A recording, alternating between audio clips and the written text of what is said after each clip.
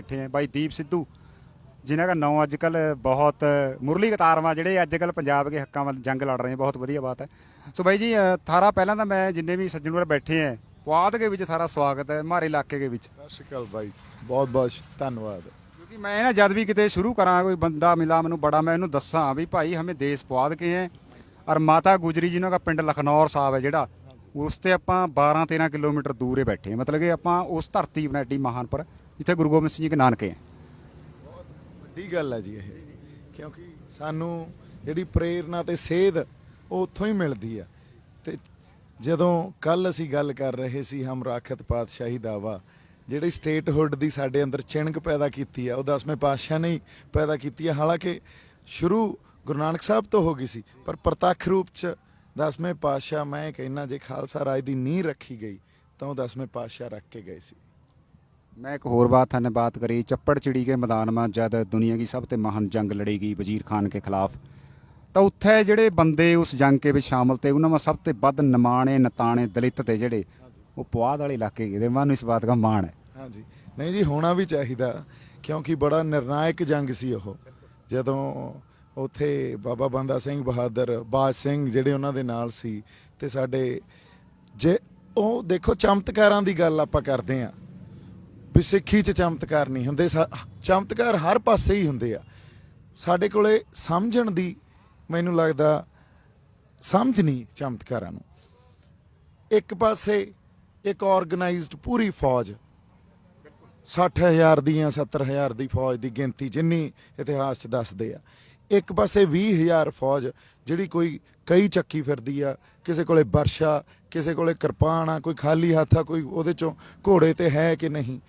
ਜਦੋਂ ਉਹਨਾਂ ਨੇ ਵਜ਼ੀਰ ਖਾਨ ਦੀ ਫੌਜ ਖਦੇੜੀ ਤੇ ਕੁਛ ਕੁ ਘੰਟਿਆਂ 'ਚ ਹੀ ਜਿਹੜੀ 20,000 ਦੀ ਫੌਜ ਸੀ ਉਹਨਾਂ ਕੋਲੇ ਘੋੜੇ ਵੀ ਆ ਗਏ, ਤੋਪਾਂ ਵੀ ਆ ਗਈਆਂ, ਉਹਨਾਂ ਕੋਲੇ ਤਲਵਾਰਾਂ ਵੀ ਆ ਗਈਆਂ ਤੇ ਉਹ ਆਰਗੇਨਾਈਜ਼ ਵੀ ਹੋ ਗਏ। ਇਹ ਹੁੰਦਾ ਚਮਤਕਾਰ। ਇਸ ਕਰਕੇ ਤੁਸੀਂ ਜਦੋਂ ਕਹੀ ਉਹ ਗੱਲ ਚੱਪੜ ਚਿੜੀ ਦੇ ਮੈਦਾਨ ਦੀ ਗੱਲ ਕੀਤੀ, ਉਸ ਜੰਗ ਦੀ ਗੱਲ ਕੀਤੀ ਤੇ ਮੇਰੇ ਦਿਮਾਗ 'ਚ ਕਿਉਂ ਗੱਲ ਆਈ ਮੈਂ ਇਹ ਦੱਸਦਾ। ਉਹ ਇਸ ਕਰਕੇ ਆਈ ਜੇ ਅਸੀਂ ਕਹੀਏ ਵੀ ਅੱਜ ਸਾਡੇ ਕੋਲੇ ਕੁਝ ਵੀ ਨਹੀਂ ਆ ਤੇ ਜੇ ਗੁਰੂ ਮਹਾਰਾਜ ਚਾਹਣ ਤੇ ਜਿਹੜੀ ਗੱਲ ਅਸੀਂ ਸਟੇਟਹੁੱਡ ਦੀ ਕੀਤੀ ਆ ਜਾਂ ਸਾਡੇ ਅੰਦਰ ਉਹ ਚਿਣਗ ਆ, ਇਹ ਪਤਾ ਹੀ ਨਹੀਂ ਹੁੰਦਾ। ਅੱਜ ਐਂ ਬੈਠੇ ਆ, ਕੱਲ ਨੂੰ ਇਹੋ ਜਿਹੀ ਕੋਈ ਗੱਲ ਹੋਵੇ ਉਹੀ ਚਮਤਕਾਰ ਹੋਵੇ ਜਿਹੜੀ ਸਾਡੀ ਸਮਝ ਤੋਂ ਬਾਹਰ ਆ। ਪਰ ਜਿਹੜਾ ਸਟੇਟਹੁੱਡ ਉਦੋਂ ਮਿਲਿਆ ਸੀ ਪੁਆਧ ਦੀ ਧਰਤੀ ਤੋਂ, ਜੇ ਉਹ ਚੱਪੜ ਚਿੜੀ ਦੀ ਇਤਿਹਾਸਕ ਜੰਗ ਲੜੀ ਗਈ ਸੀ, ਅੱਜ ਉਹ ਇਤਿਹਾਸਕ ਜੰਗ ਫੇਰ ਲੜੀ ਜਾ ਸਕਦੀ ਆ। ਪਰ ਸਾਡੇ ਅੰਦਰ ਉਹਨਾਂ ਜਜ਼ਬਾ ਉਹਨਾਂ ਹੌਸਲਾ ਤੇ ਭਰੋਸਾ ਹੋਣਾ ਚਾਹੀਦਾ, ਚਮਤਕਾਰ ਉਹੀ ਫੇਰ ਹੋ सकता। चप्पड़ चिड़ी ना एक बात होर चीज़ की भी गवाह है भी दुनिया की कोई भी हुकूमत कितनी बड़ी होवे वो लकाई के हौसले ते बड़ी नहीं हो सकती। यही गवाही दई चप्पड़ चिड़ी में जी लड़ाई हुई थी। ठीक है जी, नहीं ये गल बिल्कुल सही है जी। जी देखो कोई बड़ा फोर्स होवे, कोई बहुत बड़ी हुक्मरान धिर होवे, पर जज्बा जिहड़ा हुंदा ना वो सब तो वड्डा हुंदा। जज्बे ने ही जितना एंड च, क्योंकि ਉਹਦੇ 'ਚ त्याग ਉਹਦੇ 'ਚ ਤੁਸੀਂ ਆਪਦੇ ਆਪ ਨੂੰ ਵਾਰਨ ਦੀ ਜਿਹੜੀ ਸਮਰੱਥਾ ਲੈ ਕੇ ਚੱਲੇ ਹੋ ਤੇ ਦ੍ਰਿੜਤਾ ਲੈ ਕੇ ਚੱਲੇ ਹੋ, ਸਿਦਕਾ ਜਿਹੜਾ ਤੁਹਾਡਾ, ਇਹ ਗੱਲਾਂ ਬਹੁਤ ਵੱਡੀਆਂ ਹੁੰਦੀਆਂ। ਸੋ ਇਸ ਕਰਕੇ ਘੱਟ ਗਿਣਤੀ ਵੱਧ ਗਿਣਤੀ ਜਾਂ ਬਹੁਤ ਵੱਡੀ ਹੁਕਮਰਾਨ ਧਿਰ ਨਾਲ ਅਸੀਂ ਮੱਥਾ ਲਾਈ ਬੈਠੇ ਹਾਂ, ਇਹ ਗੱਲਾਂ ਕੋਈ ਬਾਲੀਆਂ ਮਾਇਨੇ ਨਹੀਂ ਰੱਖਦੀਆਂ। ਸਿਧਾਂਤ ਅਸੀਂ ਕਿੱਥੇ ਖੜੇ ਹਾਂ ਤੇ ਸਿਧਾਂਤ ਨੂੰ ਲੈ ਕੇ ਸਾਡੇ 'ਚ ਜਜ਼ਬਾ ਕਿੰਨਾ ਕਾ, ਦ੍ਰਿੜਤਾ ਕਿੰਨੀ ਕਾ, ਇਹ ਗੱਲ ਮਾਇਨੇ ਰੱਖਦੀ ਹੈ ਜੰਗਾਂ ਜਿੱਤਣ ਲਈ, ਅੱਜ ਵੀ ਰੱਖਦੀ ਹੈ। पर एक मैं ना हमेशा बात करे करा भी हमारिया किताबों के विच हमें पढ़ते रहे भी फ्रांस का नपोलियन वाटरलू की जंग के विच हार गया। हमारा सिलेबस सारा किताबां कॉन्वेंट स्कूल में तो बिल्कुल तबाही मच रही है, पर मैनू कदे नहीं पढ़ाया गया भी चप्पड़ चिड़ी में क्या होया था, सरहंद के विच क्या होया था। सो जी हमारी नवी पीढ़ी है, इवन तो सरकारी स्कूलों के विच भी मैं पहला बात कर रहे थे भी इस साल तो पहली जमात ते अंग्रेजी मीडियम दुनिया के विच किते नहीं, अपनी जवान पर बहुत बड़ा हमला हो चुका है। जमीन पर तो है ही अपन पता है, पर मैं जब जवान की बात करा बहुत लोगों लगा भी अरे क्या बात है हमारे न्याणे तो अंग्रेजी सीख रहे हैं, मैं क्या अंग्रेजी भी नहीं सीख रहे हो। सो ये बहुत बड़ी त्रासदी है। एक सोची समझी स्कीम लगा भी पंजाब नूं तबाह करने वास्ते इसकी जवान है जी घेरा पा लिया गया। 32 लाख न्याणा इस टाइम कॉन्वेंट स्कूलों के विच है, उन्होंने का ना पंजाबी है ना अंग्रेजी है, क्योंकि मैं रोज़ मत्था मारा तो बाकी न्याणे जो बचे थे 30-35 लाख वो सरकारी स्कूलों में तो उत्थे भी कहते भी हुण ਆ ਆਪਣੇ ਉੱਪਰ ਪੱਖਾ ਲੱਗਿਆ ਵਾ, ਇਹ ਮੈਕ ਹੈ ਜਾਂ ਕੋਈ ਵੀ ਚੀਜ਼ ਆਪਣੇ ਪਈ ਹੈ, ਸੜਕ ਹੈ। ਮੈਂ ਜੋ ਪੰਜਾਬੀ में दस सका अंग्रेजी में कितना दस देंगे भी क्या चीज़ है। सो ये बहुत बड़ी त्रासदी है पंजाब के विच भी। पंजाब में लोग अजे बोली के उपर उस तरह नहीं जागे जिस तरह जमीन पर जागे हुए हैं। ਦੇਖੋ ਅਸੀਂ ਜਾਗੇ ਵੀ ਹਾਂ, ਪਰ ਸਾਡੇ ਨਾਲ ਜਿਹੜੀਆਂ ਸਰਕਾਰਾਂ ਉਹ ਸਾਜ਼ਿਸ਼ਾਂ ਘੜਦੀਆਂ, ਉਹਨਾਂ ਦੀਆਂ ਸਾਜ਼ਿਸ਼ਾਂ ਸਾਨੂੰ ਸਮਝ ਹੀ ਨਹੀਂ ਆਉਂਦੀਆਂ। ਕਿਉਂ ਨਹੀਂ ਆਉਂਦੀਆਂ? ਤੁਸੀਂ ਇਹਦੀ ਮੈਂ ਐਗਜ਼ਾਮਪਲ ਦਿੰਦਾ। ਜਦੋਂ ਇੰਡੀਆ 'ਚ ਐਮਰਜੈਂਸੀ ਲੱਗੀ ਨਾ, ਉਸ ਐਮਰਜੈਂਸੀ ਦੇ ਦੌਰਾਨ ਹੀ, ਉਸ ਸਾਰੇ ਅਰਸੇ ਦੌਰਾਨ ਇੰਦਰਾ ਗਾਂਧੀ ਉਦੋਂ ਪ੍ਰਾਈਮ ਮਿਨਿਸਟਰ ਸੀ ਜਿਨ੍ਹਾਂ ਨੇ ਐਮਰਜੈਂਸੀ ਲਾਈ। ਕੌਨਸਟੀਟਿਊਸ਼ਨ 'ਚ ਜਿਹੜੀ ਸਿੱਖਿਆ ਉਹ ਸਟੇਟ ਸਬਜੈਕਟ 'ਚ ਹੁੰਦੀ ਸੀ। ਉਸ ਐਮਰਜੈਂਸੀ ਦੌਰਾਨ ਸਿੱਖਿਆ ਦਾ ਜਿਹੜੀ ਇੱਕ ਖੇਤਰ ਆ ਉਹਨੂੰ ਚੱਕ ਕੇ ਕੌਨਕਰੈਂਟ ਲਿਸਟ 'ਚ ਪਾਤਾ। ਇੱਕ ਇਹਦੇ 'ਚ ਕੌਨਸਟੀਟਿਊਸ਼ਨ 'ਚ 3 ਲਿਸਟਾਂ ਹੁੰਦੀਆਂ ਜੀ, ਇੱਕ ਨੈਸ਼ਨਲ ਲਿਸਟ ਆ, ਇੱਕ ਸਟੇਟ ਲਿਸਟ ਆ, ਸੂਬੇ ਦੇ ਜਿਹੜੇ ਅਧਿਕਾਰ ਹੋਣੇ ਚਾਹੀਦੇ ਆ, ਇੱਕ ਕੌਨਕਰੈਂਟ ਲਿਸਟ ਆ ਜਿਹੜੀ ਸਾਂਝੀ ਆ ਦੋਨਾਂ ਦੀ, ਉਹ ਸੈਂਟਰ ਦੀ ਤੇ ਸਾਡੇ ਮੰਨ ਲਓ ਸਟੇਟ, ਜੇ ਪੰਜਾਬ ਦੀ ਗੱਲ ਕਰਾਂ ਤਾਂ ਸਾਂਝੀ ਆ। ਹੁਣ ਕੌਨਕਰੈਂਟ ਲਿਸਟ 'ਚ ਜੇ ਕਿਤੇ ਕੋਈ ਕੰਟਰਾਡਿਕਸ਼ਨ ਹੁੰਦੀ ਆ, ਆਪਸ 'ਚ ਸਹਿਮਤੀ ਨਹੀਂ ਹੁੰਦੀ, ਤੇ ਉੱਥੇ ਸੈਂਟਰ ਦੀ ਗੱਲ ਮੁੱਖ ਰੱਖੀ ਜਾਊਗੀ, ਸਟੇਟ ਦੀ ਗੱਲ ਜਾਂ ਸੂਬੇ ਦੀ ਗੱਲ ਮੁੱਖ ਨਹੀਂ ਰੱਖੀ ਜਾਊਗੀ। ਹੁਣ ਉਹਦਾ ਵਜ੍ਹਾ ਸੀ ਐਜੂਕੇਸ਼ਨ ਨੂੰ ਕੌਨਕਰੈਂਟ ਲਿਸਟ 'ਚ ਪਾਉਣ ਦੀ ਵਜ੍ਹਾ ਇਹ ਸੀ, ਅੱਜ ਤੱਕ ਜਿਹੜਾ ਕਿਸੇ ਨੇ ਚੈਲੰਜ ਨਹੀਂ ਕੀਤਾ ਵੀ ਇਹ ਕਿਉਂ ਹੋਇਆ। ਉਸ ਆਧਾਰ ਤੇ ਸਰਕਾਰਾਂ ਬਦਲਦੀਆਂ ਰਹੀਆਂ, ਪ੍ਰਾਈਮ ਮਿਨਿਸਟਰ ਆਉਂਦੇ ਰਹੇ, ਪਰ ਹਰ ਸਰਕਾਰ ਸੈਂਟਰ ਦੇ ਹੱਕ 'ਚ ਜਾਂ ਸੈਂਟਰ ਨੂੰ ਵੱਧ ਅਧਿਕਾਰ ਦੇਣ ਦੇ ਹੱਕ 'ਚ ਹੀ ਭੁਗਤਦੀ ਰਹੀ। ਸਾਡੀ ਵਿਲੱਖਣਤਾ, ਸਾਡੀ ਬੋਲੀ, ਸਾਡਾ ਇਤਿਹਾਸ ਉਹਨਾਂ ਨੂੰ ਬਹੁਤ ਸਮੇਂ ਤੋਂ ਰੜਕਦਾ। ਇਹਨੂੰ ਖਤਮ ਕਿਵੇਂ ਕਰਨਾ, ਕਿੱਥੋਂ ਕਿੱਥੋਂ ਇਹਦੇ ਤੇ ਗਲਬਾ ਪਾਉਣਾ, ਕਿੱਥੇ ਕਿੱਥੇ ਕੋਈ ਸਾਜ਼ਿਸ਼ ਘੜਨੀ ਆ। ਅੱਜ ਅਸੀਂ ਜੇ ਸਿਰ ਜੋੜ ਕੇ ਇੱਥੇ ਬੈਠੇ ਆ, ਇਹੀ ਸਮਝ ਕੇ ਬੈਠੇ ਆ ਵੀ ਸਾਡੀ ਹੋਂਦ ਦੀ ਲੜਾਈ ਆ। ਇਹ ਸਾਰੀਆਂ ਸਾਜ਼ਿਸ਼ਾਂ, ਕੌਨਸਪੀਰੇਸੀ ਥਿਊਰੀਜ਼ ਦੀ ਗੱਲ ਕਰ ਰਹੇ ਆ। ਅੱਜ ਪੰਜਾਬ ਦੀ ਸਿੱਖਿਆ HRD ਮਿਨਿਸਟਰ ਜਾਂ HRD ਮਿਨਿਸਟਰੀ ਤੈਅ ਕਰਦੀ ਆ। ਪੰਜਾਬ ਸਕੂਲ ਸਿੱਖਿਆ ਬੋਰਡ 'ਚ ਕਿਹੜਾ ਸਿਲੇਬਸ ਆ, ਇਹ ਵੀ HRD ਮਿਨਿਸਟਰੀ ਤੈਅ ਕਰਦੀ ਆ।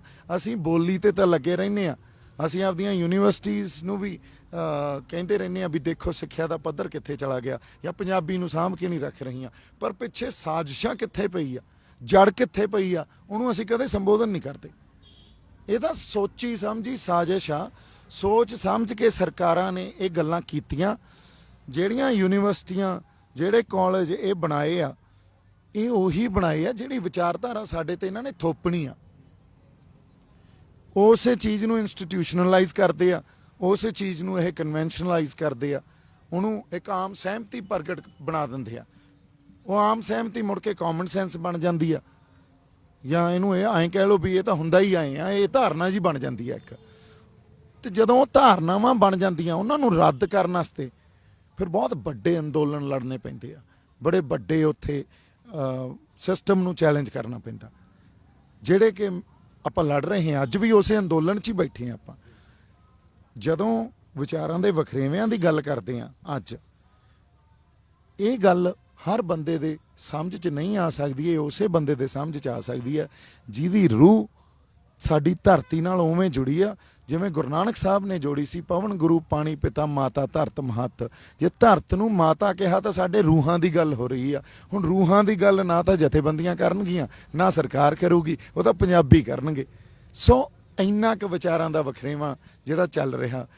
ਸੋ ਗੱਲ ਕਿੱਥੇ ਸੱਟ ਮਾਰਦੇ ਆ ਤੇ ਅਸਰ ਕਿੱਥੇ ਹੁੰਦਾ, ਜਾ ਕੇ ਸੱਟ ਕਿੱਥੇ ਮਾਰੀ ਐਜੂਕੇਸ਼ਨ ਤੇ, ਅਸਰ ਕਿੱਥੇ ਹੁੰਦਾ, ਆ ਬੈਠੇ ਆ ਲੋ। ਅੱਜ ਬਹੁਤ ਵੱਡੀਆਂ ਸਾਜ਼ਿਸ਼ਾਂ ਇਹ। ਤੁਹਾਨੂੰ ਲੱਗਦਾ ਵੀ ਜਿਹੜਾ ਹੈਗਾ ਕੋਈ ਦਿਨ ਐਸਾ ਵੀ ਆਪਾਂ ਉੱਥੇ ਪਹੁੰਚ ਜਾएंगे ਉਸ ਮਕਾਮ ਤੇ ਵੀ ਜਦ हमारी बोली, जो हमारी धरती है, इसकी बातें हमारी स्कूलों की किताबों के विच होएंगी। ਬਾਈ ਜੇ ਅਸਲ 'ਚ ਮੇਰੇ ਤੋਂ ਪੁੱਛੋ ਤਾਂ ਫਿਰ ਆਪਦੀ ਖੁਦ ਮੁਖਤਿਆਰੀ ਲਈ ਲੜ ਲਓ। ਜੇ ਇਹ ਗੱਲਾਂ ਅਸੀਂ ਕਹਿੰਦੇ ਆ ਵੀ ਉੱਥੇ ਪਹੁੰਚ ਜਾਾਂਗੇ, ਪਰ ਅਸੀਂ ਸੱਚ ਨੂੰ ਸੰਵਾਦ 'ਚ ਵੀ ਨਹੀਂ ਲੈ ਕੇ ਆਉਂਦੇ ਤੇ ਉਹ ਕਹਿਣ ਲਈ ਡਰਦੇ ਆ। ਜੇ ਉੱਥੇ ਪਹੁੰਚਾਉਣੀ ਆ ਤਾਂ ਫਿਰ ਖੁਦ ਮੁਖਤਿਆਰੀ ਲਈ ਲੜ ਲਓ। ਇਸੇ ਕਰਕੇ ਮੈਂ ਉਦੋਂ ਦਾ ਕਹੀ ਜਾਂਦਾ ਵੀ ਸਾਡੇ ਸਰਕਾਰਾਂ ਤੋਂ ਹੋ ਗਈ ਹੈ ਗਲਤੀ, ਸਾਡੇ ਪੈਰ ਥੱਲੇ ਆ ਗਿਆ ਬਟੇਰ ਉਹਨਾਂ ਦਾ। ਜਿਵੇਂ ਉਹ ਸਾਡੇ ਗਲਮਿਆਂ ਨੂੰ ਹੱਥ ਪਾਉਂਦੇ ਆ ਤੇ ਸਾਡੇ ਸੈਲਫ ਪ੍ਰਾਈਡ ਤੇ ਗੱਲ ਆ ਜਾਂਦੀ ਆ। ਹੁਣ ਉਹਨਾਂ ਦੇ ਗਲਮੇ ਨੂੰ ਹੱਥ ਪੈ ਸਕਦਾ ਇਸ ਮੂਵਮੈਂਟ ਦੇ ਥਰੂ, ਕਿਉਂਕਿ ਧਰਤੀ ਨਾਲ ਜੁੜੀ ਹੋਈ ਮੂਵਮੈਂਟ ਆ। ਇਹ ਦੇਸ਼ ਵਿਦੇਸ਼ 'ਚ ਬਹੁਤ ਅੱਗ ਵਾਂਗੂ ਫੈਲਣੀ ਆ, ਇਹ ਐਂ ਜਾਣਾ। ਸੋ ਇਹ ਗੱਲ ਜੇ ਸਾਡੇ ਸਮਝ 'ਚ ਆ ਜੂਗੀ ਤਾਂ ਸਰਕਾਰਾਂ ਦੇ ਗਲਮਿਆਂ ਨੂੰ ਹੱਥ ਪੈ ਸਕਦਾ। ਮੈਂ ਇੱਕ ਹੋਰ ਗੱਲ ਕਹਿਣਾ ਹੁੰਦਾ, ਅਸੀਂ ਤਾਂ ਫੇਰ ਸਹਿ ਲਾਂਗੇ, ਸਾਡੇ 'ਚ ਸਹਿਣਸ਼ੀਲਤਾ ਵੀ ਬਹੁਤ ਆ, ਜਿੰਨਾ ਜਜ਼ਬਾ ਉਨੀ ਸਹਿਣਸ਼ੀਲਤਾ ਵੀ ਅੰਦਰ ਅਸੀਂ ਰੱਖੀ ਪਏ ਆ। ਪਰ ਮਹਾਰਾਸ਼ਟਰ ਨੇ ਨਹੀਂ ਸਹਿਣੀ ਗੱਲ, ਪਰ ਉਧਰੋਂ ਸਾਊਥ ਦੀਆਂ 7 ਸਟੇਟਸ ਨੇ ਨਹੀਂ ਸਹਿਣੀ ਗੱਲ, ਉਧਰੋਂ ਜਿਹੜੇ ਬਾਰਡਰਿੰਗ ਨਾਗਾਲੈਂਡ ਜਾਂ ਹੋਰ ਜਿਹੜੇ ਇਹ ਸੂਬੇ ਆ, ਇਧਰੋਂ ਕਸ਼ਮੀਰ, ਕਿਸੇ ਨੇ ਨਹੀਂ ਸਹਿਣੀ ਗੱਲ। ਜਦੋਂ ਤੱਕ ਸਰਕਾਰ ਜਾਂ ਹੁਕਮਰਾਨ ਧਿਰ ਇਹ ਨਹੀਂ ਸਮਝਦੀ ਵੀ ਜਿਹੜੀ ਵੰਨ-ਸੁਵੰਨਤਾ ਨੂੰ ਜਾਂ ਕਲਚਰਲ ਡਾਇਵਰਸਿਟੀ ਨੂੰ ਉਹ ਖਤਮ ਕਰ ਰਹੇ ਆ ਤੇ ਇੱਕ ਭਾਰਤੀ ਕੌਮ ਸਿਰਜਣ ਦੀ ਜਿੱਦ ਫੜ ਕੇ ਬੈਠੇ ਹੋਏ ਆ, ਇਹਨੂੰ ਜੇ ਛੱਡ ਨਾ ਦਈਏ ਤਾਂ ਬਾਹਲੀ ਵੱਡੀ ਪ੍ਰੋਬਲਮ ਉਹਨਾਂ ਖੁਦ ਵਾਸਤੇ ਹੀ ਖੜੀ ਹੋ ਸਕਦੀ ਆ। ਜੇ ਨੈਪੋਲੀਅਨ ਨਹੀਂ ਰਿਹਾ, ਹਿਟਲਰ ਨਹੀਂ ਰਿਹਾ, ਤੇ ਫਿਰ ਐਡੀ ਜਿਹੜੀ ਇਹ ਵਿਚਾਰਧਾਰਾ ਲੈ ਕੇ ਆ ਰਿਹਾ ਉਹਨੇ ਨਹੀਂ ਵੀ ਨਹੀਂ ਰਹਿਣਾ। ਇਹ ਤਾਂ ਆਪਦਾ ਜਿਹੜਾ ਉਹ ਕਹਿੰਦੇ ਨਾ ਆਪਾਂ ਕਾਊਂਟਡਾਊਨ, ਰਿਵਰਸ ਕਾਊਂਟਡਾਊਨ ਸ਼ੁਰੂ ਕਰਤਾ ਇਹਨਾਂ ਨੇ ਵੀ 10 ਤੋਂ ਚੱਲੇ ਸੀ, ਹੁਣ ਹੌਲੀ ਹੌਲੀ ਗਿਣਤੀ ਪੁੱਠੀ ਹੋ ਰਹੀ ਆ। ਤੇ ਇਹ ਗੱਲ ਇਹਨਾਂ ਦੇ ਸਮਝ 'ਚ ਆਉਣੀ ਜ਼ਰੂਰੀ ਆ। ਅਸੀਂ ਤਾਂ ਇਹਨਾਂ ਨੂੰ ਜਗਾ ਰਹੇ ਹਾਂ, ਜੇ ਕਿਤੇ ਜਾਗ ਜਾਣ ਅਸੀਂ ਤਾਂ ਜਾਗੇ ਹੀ ਹੋਏ ਆ। ਹੁਣ ਖੁਦ ਮੁਖਤਿਆਰੀ ਦੇ ਕਈ ਬੰਦੇ ਨੂੰ ਲੱਗਦਾ ਹੋਣਾ ਵੀ ਖੁਦ ਮੁਖਤਿਆਰੀ ਦੇ ਕਿਆ ਭਾਵ ਲੈਣੇ, ਜਿਵੇਂ ਉਹੀ ਪਹਿਲਾਂ ਵੀ ਸੈਂਟਰ ਕੋਲ 4 ਚੀਜ਼ਾਂ ਤੇ ਬਾਕੀ ਸਾਰੀ ਸਟੇਟ ਦੀਆਂ। ਬਾਈ ਜੀ ਦੇਖੋ, ਖੁਦ ਮੁਖਤਿਆਰੀ ਜਿਵੇਂ ਮੈਂ ਕਿਹਾ, ਅਸੀਂ ਉਸ ਧਰਤੀ ਦੇ ਉਸ ਖਿੱਤੇ ਦੇ ਬਸ਼ਿੰਦੇ ਆ ਜਿਹਨੇ ਸਟੇਟਹੁੱਡ ਇੰਜੋਏ ਕੀਤਾ ਹੋਇਆ, ਹਨਾ। ਹੁਣ ਸਟੇਟਹੁੱਡ ਇੰਜੋਏ ਕਰਨ ਤੋਂ ਬਾਅਦ ਜਿੱਦਾਂ ਇਹ ਮੁਲਕ ਆਜ਼ਾਦ ਹੋਇਆ, ਉਸ ਵੇਲੇ ਦੇ ਸਾਡੇ ਆਗੂਆਂ ਨੇ ਇਹ ਗੱਲ ਡਿਸਾਈਡ ਕੀਤੀ ਵੀ ਅਸੀਂ ਯੂਨੀਅਨ ਦੇ ਨਾਲ ਰਹਿੰਦੇ ਆ, ਯੂਨੀਅਨ ਆਫ ਇੰਡੀਆ ਦੇ ਨਾਲ। ਜਦੋਂ ਯੂਨੀਅਨ ਆਫ ਇੰਡੀਆ ਦੇ ਨਾਲ ਰਹਿੰਦੇ ਆ ਤਾਂ ਯੂਨੀਅਨ ਆਫ ਇੰਡੀਆ ਇਹ ਸਮਝ ਕੇ ਚੱਲੂ ਵੀ ਉੱਥੇ ਜਿਹੜੀ ਮਲਟੀਕਲਚਰਲਿਜ਼ਮ ਆ ਉਹਨੂੰ ਮਾਣ ਸਨਮਾਨ ਦਿੱਤਾ ਜਾਊਗਾ। ਯੂਨੀਅਨ ਇਹ ਵੀ ਸਮਝ ਕੇ ਚੱਲੂ ਸੈਕੂਲਰਿਜ਼ਮ ਨੂੰ ਮਾਣ ਸਨਮਾਨ ਦਿੱਤਾ ਜਾਊਗਾ। ਮਤਲਬ ਹਰ ਤਰ੍ਹਾਂ ਦੀ ਧਰਮ, ਹਰ ਤਰ੍ਹਾਂ ਦਾ ਮਤ ਆ, ਫੇਥ ਆ, ਉਹਨੂੰ ਵੀ ਇਸ 'ਚ ਆਪਦੀ ਜਗ੍ਹਾ ਤੇ ਸਪੇਸ ਦਿੱਤੀ ਜਾਊਗੀ। ਇਸੇ ਤਰ੍ਹਾਂ ਜਿਹੜੀ ਹੋਰ ਕੁਝ ਵਿਚਾਰਾਂ ਦੇ ਵਖਰੇਵੇਂ ਜਿਵੇਂ ਹੋ ਸਕਦੇ ਆ, ਅਸੀਂ ਕਹਿੰਦੇ ਆ ਅਸੀਂ ਆਪਦੀ ਵਿਲੱਖਣਤਾ ਪੇਸ਼ ਕਰਦੇ ਆ ਕੌਮੀਅਤ ਦੀ, ਉਹ ਵਿਲੱਖਣਤਾ ਸੈਂਟਰ ਜਿਵੇਂ ਚਾਹੁੰਦਾ ਉਹਦੇ ਨਾਲ ਜ਼ਰੂਰੀ ਨਹੀਂ ਮੇਲ ਖਾਂਦੀ ਹੋਵੇ, ਉਹਨੂੰ ਵੀ ਜਗ੍ਹਾ ਦਿੱਤੀ ਜਾਊਗੀ। ਜਦੋਂ ਉਹ ਸਪੇਸ ਨਹੀਂ ਦਿੱਤੀ ਜਾ ਰਹੀ, ਜੇ ਜਿਵੇਂ ਸੰਵਿਧਾਨ 'ਚ ਇਸ ਗੱਲ ਨੂੰ ਰੱਖਿਆ ਗਿਆ ਉਸ ਤਰ੍ਹਾਂ ਇੰਪਲੀਮੈਂਟ ਨਹੀਂ ਕੀਤਾ ਜਾ ਰਿਹਾ, ਤੇ ਇਹ ਭਾਰਤੀ ਕੌਮ ਨੂੰ ਅੱਜ ਮੰਨ ਲਓ, ਇਹਦੀ ਐਗਜ਼ਾਮਪਲ ਮੈਂ ਤੁਹਾਨੂੰ ਦਿੰਦਾ। ਹੁਣ ਹਿੰਦੀ ਵੀ ਮੈਂ ਹਮੇਸ਼ਾ ਕਹਿੰਦਾ ਹੁੰਦਾ, ਜਿਹੜਾ ਇੰਡੀਆ ਇੱਕ ਟੈਰੀਟੋਰੀਅਲ ਸਪੇਸ ਆ, ਇੱਥੇ ਬਹੁਤ ਕੌਮੀਅਤ, ਬਹੁਤ ਤਰ੍ਹਾਂ ਦੀ ਕੌਮੀਅਤ ਵੱਸਦੀ ਆ ਜਿਹੜੀਆਂ ਮਿਲ ਕੇ ਇੱਕ ਦੇਸ਼ ਬਣਾਉਂਦੀਆਂ। ਪਰ ਇਸ ਗੱਲ ਦੇ ਖਿਲਾਫ ਹੀ, ਮਤਲਬ ਜਿਹੜਾ ਸਾਡਾ ਸਿਧਾਂਤ ਆ ਸੰਵਿਧਾਨ ਦਾ, ਉਹਦੇ ਖਿਲਾਫ ਸੈਂਟਰ ਹੀ ਭੁਗਤੀ ਜਾਂਦਾ। ਤੇ ਜੇ ਅਸੀਂ ਉਹਨਾਂ ਨੂੰ ਕਹਿੰਦੇ ਆ ਸਹੀ ਜਗ੍ਹਾ ਤੇ ਆਓ, ਆਨੇ ਵਾਲੀ ਥਾਂ ਤੇ, ਮੁੜ ਕੇ ਸਾਨੂੰ ਹੀ ਦੱਬ ਦਿੰਦੇ ਆ ਜ਼ਬਰ ਜ਼ੁਲਮ ਨਾਲ। ਫਿਰ ਦੇਸ਼ ਧਰੋਹੀ ਕੌਣ ਹੋਏ? ਸੰਵਿਧਾਨ ਦੇ ਉਲਟ ਕੌਣ ਹੋਏ? ਉਹ ਹੋਏ, ਅਸੀਂ ਥੋੜੀ ਹੋਏ। ਅਸੀਂ ਥੋੜੀ ਵੱਖਵਾਦੀ ਹੋਏ, ਅਸੀਂ ਥੋੜੀ ਅੱਤਵਾਦੀ ਹੋਏ। ਅੱਤਵਾਦੀ ਤਾਂ ਤੁਸੀਂ ਬੈਠੇ ਹੋ, ਜਿਹੜੇ ਡਾਕੂ ਆ ਉਹ ਤਾਂ ਪਾਰਲੀਮੈਂਟ 'ਚ ਬੈਠੇ ਆ। ਹੁਣ ਖੁਦ ਮੁਖਤਿਆਰੀ ਕੀ ਹੋਈ? ਖੁਦ ਮੁਖਤਿਆਰੀ ਤਾਂ ਤੁਸੀਂ ਸਾਨੂੰ ਆਪ ਹੀ ਸੰਵਿਧਾਨ 'ਚ ਦਿੱਤੀ ਸੀ ਨਾ। ਮੁੜ ਕੇ ਆਪਦੇ ਹਿਸਾਬ ਨਾਲ ਉਹਦੇ 'ਚ ਸੋਧਾਂ ਕਰਕੇ ਸਾਡੇ ਤੋਂ ਜੇ ਹੌਲੀ ਹੌਲੀ ਅਸੀਂ ਕੀ ਕਰਦੇ ਰਹਿੰਦੇ ਆ, ਅਸੀਂ ਇਹ ਸੋਚਦੇ ਰਹਿੰਦੇ ਆ ਵੀ ਚਲੋ ਕੋਈ ਨਹੀਂ ਯਾਰ, ਇੰਨਾ ਕੁ ਕੰਪਰੋਮਾਈਜ਼ ਕਰ ਲੈਂਦੇ ਆ, ਇੰਨਾ ਕੁ ਸਮਝੌਤਾ ਕਰ ਲੈਂਦੇ ਆ, ਇੰਨਾ ਕੁ ਸਮਝੌਤਾ ਕਰਦੇ ਕਰਦੇ ਇੱਕ ਇਹੋ ਜਿਹਾ ਸਿਸਟਮ ਸਾਡੇ ਖਿਲਾਫ ਅਸੀਂ ਉਸਾਰ ਲਿਆ ਗਿਆ ਜਿਹਨੂੰ ਮੁੜ ਕੇ ਟੱਕਰ ਹੀ ਦੇਣੀ ਪੈਂਦੀ ਆ। ਫਿਰ ਅਸੀਂ ਖੁਦ ਮੁਖਤਿਆਰੀ ਲਈ ਲੜਨ ਲੱਗ ਜਾਂਦੇ ਆ, ਪਰ ਚੱਲੇ ਤਾਂ ਖੁਦ ਮੁਖਤਿਆਰੀ ਤੋਂ ਹੀ ਸੀ। ਸੋ ਅੱਜ ਜੇ ਮੈਂ ਕਹਾਂ ਖੁਦ ਮੁਖਤਿਆਰੀ ਲਈ ਲੜ ਲਓ, ਅਸੀਂ ਤਾਂ ਉਸ ਹੀ ਸੰਵਿਧਾਨ ਲਈ ਲੜ ਰਹੇ ਹਾਂ ਜਿਹੜਾ 1947 ਚ ਬਣਾ ਕੇ ਇਸ ਦੇਸ਼ ਤੇ ਲਾਗੂ ਕਰਤਾ ਸੀ। ਹੋਰ ਤਾਂ ਕੋਈ ਗੱਲ ਨਹੀਂ ਕਰ ਰਹੇ। ਇਹੀ ਸਾਡੀ ਖੁਦ ਮੁਖਤਿਆਰੀ ਹੈ। ਖੁਦ ਮੁਖਤਿਆਰੀ ਇਹ ਮੈਨੂੰ ਲੱਗਾ ਵੀ ਚੁਭਾ ਬਹੁਤ ਹੈ ਬਾਈ ਜੀ। ਹੁਣ ਕਿਉਂ ਚੁਭੂਗੀ? ਦੇਖੋ, ਚੁਭਦੀ ਇਸ ਕਰਕੇ ਆ, ਸੈਂਟਰ ਜਾਂ ਕੋਈ ਦੇਖੋ ਬੀਜੇਪੀ, ਕਾਂਗਰਸ, ਇਹ ਤਾਂ ਪੋਲੀਟੀਕਲ ਫਰੰਟਸ ਆ, ਇਹਨੂੰ ਭੁੱਲ ਜਾਓ। ਇਹਦੇ ਪਿੱਛੇ ਇੱਕ ਵਿਚਾਰਧਾਰਾ ਕੰਮ ਕਰਦੀ ਆ ਬਹੁਤ ਵੱਡੀ, ਜਿਹੜੀ ਇਹ ਕਹਿੰਦੀ ਆ ਵੀ ਕਸ਼ਮੀਰੀ ਨਹੀਂ, ਤਾਮਿਲਨਾਡੂ ਨਹੀਂ, ਤਾਮਿਲ ਨਹੀਂ, ਹਿੰਦੀ, ਹੈ ਨਾ। ਉਹ ਬੰਗਾਲ ਨਹੀਂ, ਬੰਗਲਾ ਨਹੀਂ, ਹਿੰਦੀ, ਠੀਕ ਹੈ। ਪੰਜਾਬੀ ਨਹੀਂ, ਪੰਜਾਬੀ ਨਹੀਂ, ਹਿੰਦੀ। ਯਾਰ ਹਿੰਦੀ ਵੀ ਉਵੇਂ ਹੀ ਇੱਕ ਭਾਸ਼ਾ ਜਿਵੇਂ ਬੰਗਲਾ ਜਿਵੇਂ ਤਾਮਿਲ ਆ ਤਾਮਿਲਨਾਡੂ 'ਚ, ਜਿਵੇਂ ਸਾਡੇ ਕੋਲੇ ਪੰਜਾਬੀ ਆ, ਔਰ ਹਿੰਦੀ ਨੂੰ ਵੀ 38% ਇਸ ਦੇਸ਼ 'ਚ ਰਹਿਣ ਵਾਲੇ ਅੱਜ ਦੀ ਡੇਟ 'ਚ ਹਿੰਦੀ ਬੋਲਦੇ ਆ। ਉਹ ਵੀ ਬਣਾਏ ਗਏ ਆ, ਇਹ ਨਹੀਂ ਵੀ 38 ਪਹਿਲਾਂ ਤੋਂ ਸੀ, ਇਹਦਾ ਥੋਪਦੇ ਆ ਸਾਡੇ ਤੇ ਹੁਣ। ਫਿਰ ਤੁਸੀਂ ਬੋਲੀ ਦੀ ਗੱਲ ਕਰਦੇ ਹੋ, ਜਦੋਂ ਇੱਕ ਧਿਰ ਤਾਂ ਜਿਹਦੇ ਕੋਲੇ ਸਾਰਾ ਸਿਸਟਮ ਆ, ਵੱਡੀਆਂ ਵੱਡੀਆਂ ਪੈਰਾਮਿਲਟਰੀ ਫੋਰਸਿਸ ਆ, ਮਿਲਟਰੀ ਫੋਰਸਿਸ ਆ, ਪੁਲਿਸ ਫੋਰਸਿਸ ਆ, ਉਹ ਸਾਡੇ ਤੇ ਥੋਪੀ ਜਾਂਦੀ ਆ। ਇੱਕ ਪਾਸੇ ਅਸੀਂ ਬੈਠੇ ਆ, ਅਸੀਂ ਕਹਿੰਦੇ ਹਾਂ ਅਸੀਂ ਨਹੀਂ ਬਾਈ, ਫਿਰ ਤਾਂ ਸਿਰ ਧੜਦੀ ਲਾ ਜਾਂਗੇ। ਫਿਰ ਇੱਥੇ ਆ ਕੇ ਕੌਨਫਲਿਕਟ ਪੈਦਾ ਹੁੰਦਾ, ਇੱਥੇ ਆ ਕੇ ਗੱਲਾਂ ਚੁੱਭਦੀਆਂ ਇਹਨਾਂ ਨੂੰ ਵੀ ਅੱਛਾ ਸਾਡੇ ਅਨੁਸਾਰ ਨਹੀਂ ਚੱਲਦੇ, ਤੁਸੀਂ ਉਹਨਾਂ ਦੇ ਅਨੁਸਾਰ ਚੱਲ ਕੇ ਦੇਖ ਲਓ, ਲੈ ਮੈਂ ਚੱਲ ਕੇ ਦੇਖ ਲੈਣਾ। MP MLA ਸਭ ਆ ਜਾਣਗੇ, ਸਭ ਅਹੁਦੇ ਮਿਲ ਜਾਣਗੇ, ਸਭ ਕੁਰਸੀਆਂ ਮਿਲ ਜਾਣਗੀਆਂ, ਪਰ ਜੇ ਨਹੀਂ ਚੱਲੇ ਐਨ ਜਮਾ ਲੱਖਾਂ ਤੋਂ ਕੱਖਾਂ ਦਾ ਕਰ ਦੇਣਗੇ। जब दीप सिद्धू सन्नी देओल की गल चल रहा था, जब उन्होंने अनुसार चल रहा था, मैं इस पर जानना चाਹਾਂ कुछ। ਨਹੀਂ ਦੇਖੋ ਇਹਦੇ 'ਚ ਵੀ ਫਰਕ ਆ। ਹਾਂ ਵਿਕਾਸ ਹੁੰਦਾ ਇੱਕ ਇਨਸਾਨ ਦਾ, ਹਨਾ, ਤਾਂ ਇੱਕ ਮਾਨਸਿਕ ਵਿਕਾਸ ਵੀ ਹੁੰਦਾ ਸਾਡਾ।